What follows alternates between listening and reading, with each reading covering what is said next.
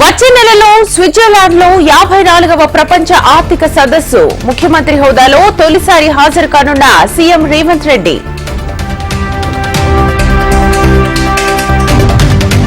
మెరుగైన సేవలు అందించేందుకు తెలంగాణ ఆర్టీసీ కసరత్తు 400 కోట్లతో 1050 కొత్త బస్సుల కొనుగోలుకు నిర్ణయం.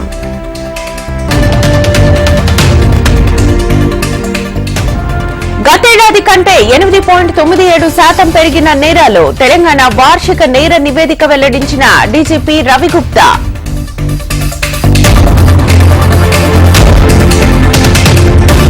దేశంలో 5వ స్థానంలో నిలిచిన సికింద్రాబాద్ పాస్పోర్ట్ కార్యాలయం ఈ ఏడాది అత్యధికంగా 7,85,485 పాస్పోర్ట్లు జారీ.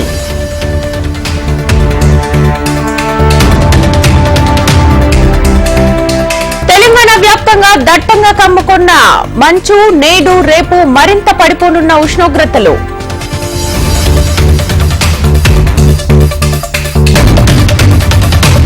కాళేశ్వరం ప్రాజెక్టును సందర్శించిన మంత్రుల బృందం. కాళేశ్వరం కంటే ప్రాణహిత చేవెళ్లనే ఉత్తమమన్న మంత్రి ఉత్తమ్.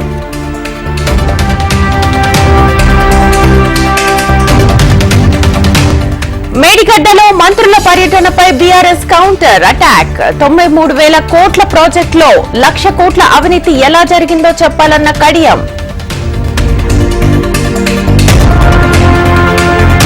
వేసవిలో విద్యుత్ కొరత తలెత్తకుండా ముందు జాగ్రత్త చర్యలు. బొగ్గు ఉత్పత్తి పెంచాలని సింగరేణికి డిప్యూటీ సీఎం భట్టి ఆదేశాలు.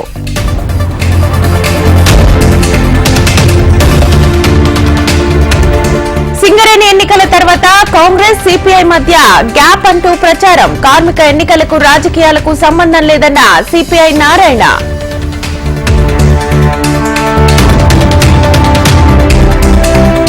లోక్సభ ఎన్నికలకు సిద్దమవుతోన్న బీఆర్ఎస్. తెలంగాణ భవన్ లో ముఖ్య నేతలతో వరుస భేటీలు.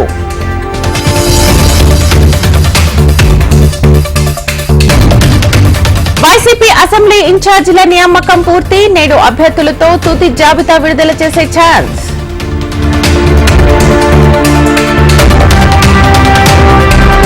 చిత్తూరు జిల్లా శాంతిపురంలో చంద్రబాబు పర్యటన. వైసీపీ జాబ్ క్యాలెండర్ హామీ ఏమైందని ప్రశ్న.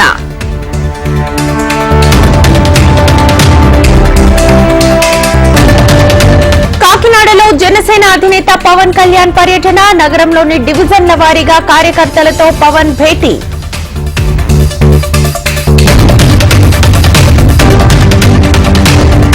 జనసేనతో పొత్తు కొనసాగుతుందన్న ఏపీ బీజేపీ చీఫ్. చాటుకు దాక్కుని తిరిగే సీఎం అవసరమా అంటూ ప్రశ్నించిన పురంధరేశ్వరి.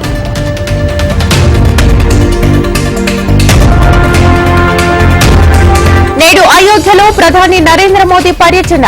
ఎయిర్పోర్ట్ ప్రారంభం, పలు అభివృద్ధి పనులకు శంకుస్థాపన.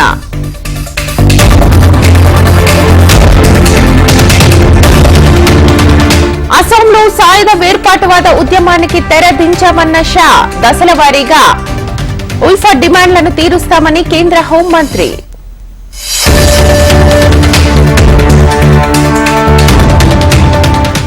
యాత్ర 2కు సిద్దమైన కాంగ్రెస్ అగ్రనేత రాహుల్ గాంధీ. జనవరి 14న మణిపూర్లో ప్రారంభం, మార్చి 30న ముంబైలో ఎండ్.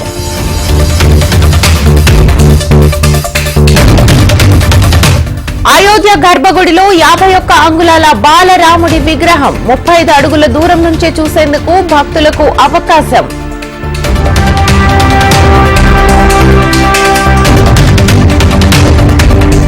అసోంలో సాయుధ వేర్పాటువాద ఉద్యమానికి తెరదించిన కేంద్రం అస్సాం ప్రభుత్వం ఉల్ఫా మధ్య ఒప్పందం.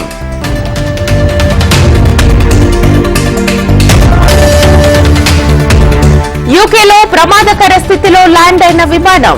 ఈదురుగాలుల ప్రభావంతో కుదుపులకు గురైన ఫ్లైట్.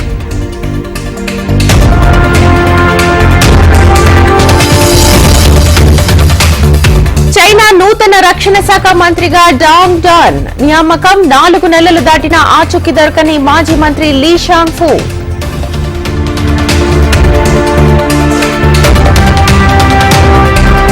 అమెరికా మాజీ అధ్యక్షుడు ట్రంప్ పై మరో రాష్ట్రం వేటు. ప్రైమరీలో పోటీ చేయకుండా నిషేధం విధించిన మైన్.